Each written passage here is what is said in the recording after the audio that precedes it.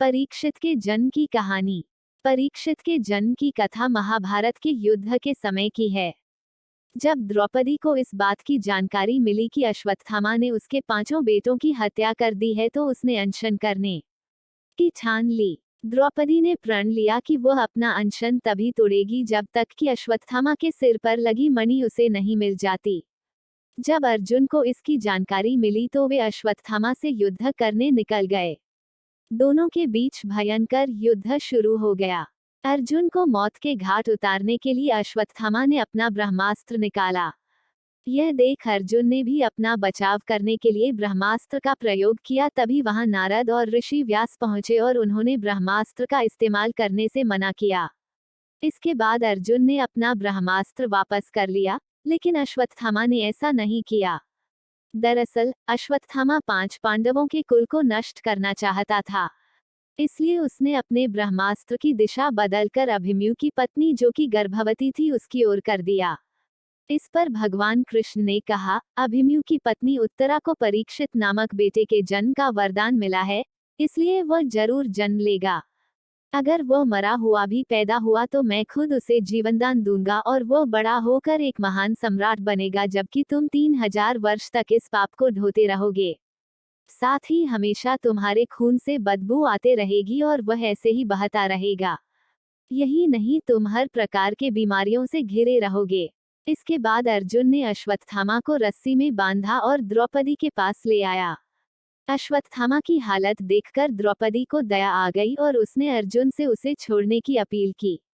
मगर भगवान कृष्ण ने ऐसा नहीं होने दिया और उन्होंने अर्जुन को आदेश दिया कि उसके सिर से मणि निकाल ले और द्रौपदी को दे दे। इधर ब्रह्मास्त्र के गर्भ में जाते ही उत्तरा को तेज दर्द होने लगा। यह देख भगवान कृष्ण ने अपना छोटा रूप धारण किया और उत्तरा के गर्भ में दाखिल हो गए। कृष्ण का छोटा रूप एक अंगूठे के बराबर ही था। वे शंख, चक्र, गदा और पद्म सब कुछ धारण किए हुए थे। उत्तरा के गर्भ में अश्वत्थामा द्वारा छोड़े गए ब्रह्मास्त्र की आग को शांत कर रहे थे। वहीं गर्भ में पल रहा बालक उन्हें देखकर हैरान था कि मेरी मां के गर्भ में यह कौन घुस गया है। कुछ समय बाद उत्तरा ने अपने बच्चे को जन्म दिया, लेकिन वह मृत पैदा हुआ। यह देख वह रोने लगी। उसने भगवान कृष्ण से कहा, ये नारायण, आपने तो कहा था कि मेरा बेटे पर ब्रह्मास्त्र का असर नहीं होगा और वह जीवित ही पैदा होगा। वह सालों तक अमर होकर राज करेगा, लेकिन यह तो मरा पड़ा है। इसे जीवित करने की कृपा करो प्रभु। उत्तरा की बात सुनकर भगवान कृष्ण तुरंत प्रसूति गृह में प्रवेश किया और कहा, हे पुत्री, तुम दुखी न हो, तुम्हारा बेटा जरूर जीवित होगा। मैंने खुद इसके जीवन की रक्षा की है।